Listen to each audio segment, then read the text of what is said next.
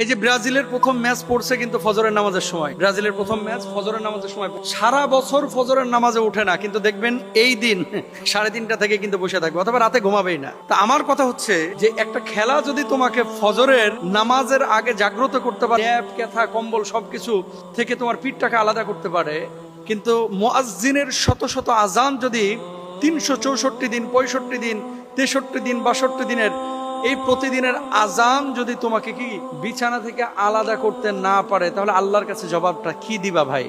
আমি যে পয়েন্টটা নিয়ে কথা বলতে চাচ্ছি, যে দেখেন রাত 1টায় আর্জেন্টিনার খেলা, ফজরের সময় ব্রাজিলের খেলা, জার্মানির খেলা হচ্ছে সকাল 8টার সময়। খেলার আধা ঘন্টা 1 ঘন্টা আগে মুড়ি টুড়ি মাখায় নিয়ে আপনি বসতেছেন। সকালবেলা আপনার বাপ আপনার কাঁথা কম্বল থেকে আলাদা করতে পারলো না, আপনার মা আপনাকে চিৎকার করে চেঁচামেচি করে ডেকে নামাজের জন্য উঠাইতে পারলো না। এতদিন আপনি মোবাইলে অ্যালার্ম দিয়ে রাখছেন, আপনারা কেউ আলাদা করতে পারলো না বিছানা থেকে, মানে আপনি ঘুম থেকে উঠলেনই না। সারাটা বছর অনেক যুবক আছে ফজরের নামাজ একদিনও পড়ে নাই, একদিনও না। জবাব আল্লাহর কাছে দিবেন, অস্বীকার করতে পারবেন? হাজার হাজার না লাখ লাখ যুবক বাংলাদেশে আছে যারা ফজরের নামাজ সারা বছরে একদিনও পড়ে না, অথচ খেলার জন্য ঠিকই কিন্তু 3:30টায় জেগে উঠে বসে থাকবে। খেলা দেখার জন্য ঠিকই 3টার দিকে উঠে বসে থাকবে। খেলা দেখার জন্য ঠিকই ফজরের আজানের সময় উঠে বসে থাকবে। তার মানে কি ফজরের নামাজের চাইতে আপনার কাছে খেলাটা বেশি ইম্পর্টেন্ট? এবার আসেন, আমি কিন্তু খেলা দেখা না দেখার বিষয়ে বলতেছিলাম, আমি বলতেছি ফজরের ইম্পর্টেন্সি, যে গুরুত্বটা কি, যে আল্লাহর জন্য, আল্লাহর নামাজের জন্য মুয়াজ্জিন এতদিন ডাকলো, আপনি উঠলেন না, কিন্তু আর্জেন্টিনার খেলা দেখার জন্য,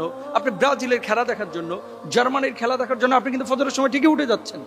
তো কিয়ামতের ময়দানে যখন আল্লাহ জিজ্ঞেস করবে, বান্দারে শত শত আজান তোর কানের মধ্যে পৌঁছালো না, ফজরের নামাজ তুই আদায় করলি না, অথচ ফিফার সেই ফুটবল বিশ্বকাপে ঠিকই জেগে উঠে বসে থাকলি, এটার হিসাবটা আমাকে দে তো। কি জবাব আপনি সেদিন, জবাবটা আপনি কি দিবেন? আমি